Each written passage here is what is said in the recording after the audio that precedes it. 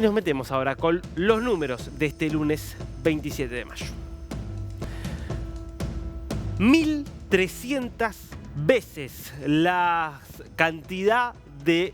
veces que fue arrestado el hombre más arrestado del mundo, Henry Earl, que falleció este fin de semana en los Estados Unidos, en el estado de Kentucky. Se cree que fue un récord absoluto, 74 años tenía, 6.000 días que pasó en la cárcel, pero no por una multiplicidad de condenas, sino por arrestos, todos por causas bastante poco graves. Insisto, 1.300 veces fue arrestado. Era alguien ya conocido a nivel nacional, porque cuando había llegado al arresto número 1000, esto fue creo en el año 2004, ya había salido en varios, incluso programas de televisión, un hombre que padecía de una adicción al alcohol, que había estado en situación de calle buena parte de los últimos años de vida, tenía muchos problemas de salud y en general los arrestos tenían que ver con ciertos desórdenes públicos de los que participaba a partir de encontrarse en estado de ebriedad,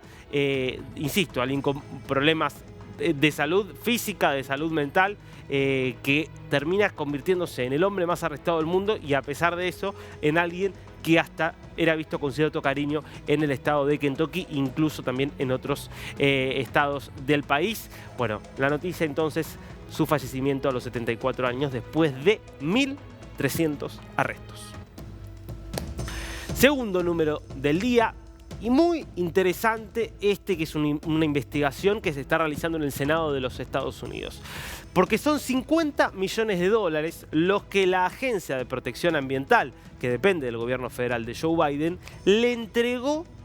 a una organización, Activistas por el Cambio Climático, el nombre de esta, o la traducción del nombre de esta organización. Raro, por supuesto, en el marco de la agenda verde, de la transición energética que está produciéndose en el mundo y que es una de las consignas de campaña que lo llevó a la presidencia Joe Biden y por lo cual aprobó desembolsos millonarios de fondos, hay aportes que se hacen a organizaciones no gubernamentales que se supone que colaboran de alguna manera con esta causa y con esta transición. Y entre ellos encuentra la senadora Capito de West Virginia, Estados Unidos, recibe esta organización 50 millones de dólares. ¿Qué pasa? Cuando empieza a investigar esta senadora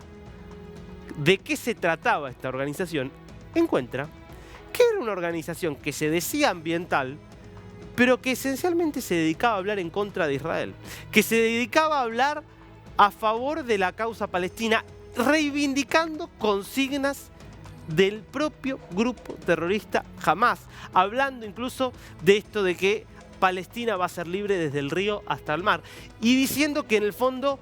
la causa climática y la causa palestina son la misma. No queda claro si es porque los cohetes que dispara Hamás quizás están hechos con una especie de pólvora ecológica que no contamina. No se entiende muy bien de dónde viene este disparate absoluto de que pueda haber algún tipo de asociación entre la causa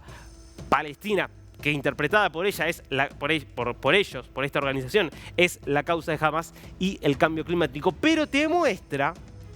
dos cosas. Primero, cómo muchas organizaciones o muchas presuntas organizaciones ambientales terminan resultando que son organizaciones que más allá de estar interesadas en una presunta transición energética, están mucho más interesadas en determinadas causas político-sociales, muchas veces extremistas y antioccidentales, como termina siendo la causa de Hamás. Uno podría poner esto en línea con Greta Thunberg, la activista sueca que se hace conocida como una activista climática y que hoy se volvió una activista pro-palestina, anti-israelí, detenida ya en varias ocasiones por participar de muchas manifestaciones, y cómo estos grupos, a pesar de que está claro que son grupos radicales, a pesar de que está claro que son grupos que difícilmente se pueda decir que hagan un trabajo que es de bien público, terminan teniendo aval y hasta en este caso dinero por parte de las autoridades. Bueno, mucho que revisar evidentemente hay respecto de las causas y de las organizaciones que terminan recibiendo entonces un aval por parte de los gobiernos y muchas veces también de la ONU y de agencias de la ONU.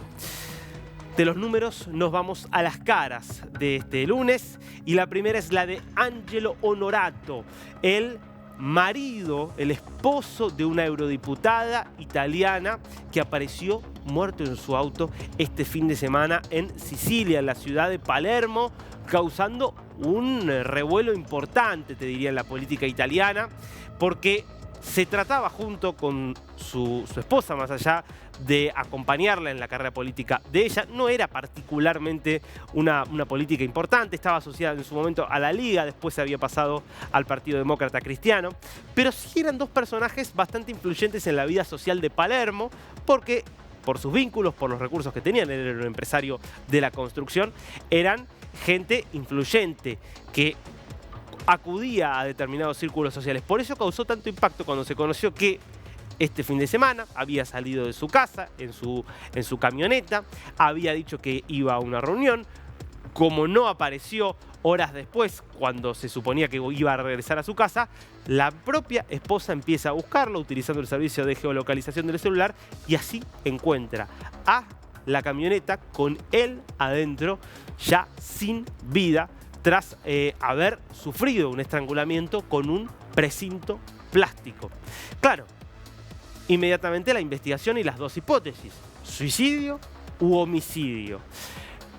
En el caso de la hipótesis del homicidio, que parece ser la hipótesis que plantea la diputada, porque dice lo asesinaron, o por lo menos fue su mensaje, tiene un problema, que es que las cámaras de seguridad no muestran nunca la presencia de otro vehículo cerca de este auto desde el momento en el que se estacionó. Tampoco se ve en ningún momento a ninguna otra persona salir de este vehículo. Y la realidad es que tampoco hay señales al interior del automóvil de lucha o de algún tipo de forcejeo, tampoco en el cuerpo del propio Onorato, con lo cual todo conduce a pensar que pudo haberse tratado de un suicidio, pero por ahora la justicia está investigando este caso que, insisto, está teniendo mucha repercusión en el sur de Italia.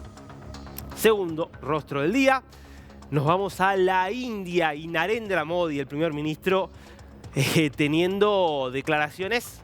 no tan llamativas cuando uno conoce la historia, pero sí para cualquiera de nosotros, porque lo que acaba de decir Narendra Modi en una entrevista que tuvo muchísima repercusión es que él es un enviado de Dios. Dios me puso aquí para realizar una misión, que es la que estoy haciendo desde mi rol como primer ministro, y solo cuando termine me iré y dejaré de cumplirla. Bueno, claro, hay que decirle a Narendra Modi que si se concibe como un líder democrático, se va a ir cuando la gente deje de votarlo. Cada vez se ve más esto de líderes democráticos que confunden su misión, que en definitiva es política, con misiones divinas, porque si fuera divina entonces no sería la gente quienes deberían elegirlo. Por eso está generando también mucha polémica, sobre todo porque esto se da en medio de un proceso electoral. Es el proceso electoral más grande en términos de población, más de 900 millones de personas habilitadas para votar en la India, y más largo, desde hace ya más de un mes se está votando. El sábado es el último día de votaciones, se vota en las últimas regiones que aún no han votado y se conocerá el próximo lunes el resultado de esta elección. Todo apunta a que Narendra Modi será reelecto para un tercer mandato como primer ministro. Ahora, esto se da en el marco de una mezcla cada vez mayor entre religión y política, que es algo nuevo en la India. Recordemos aquí que Narendra Modi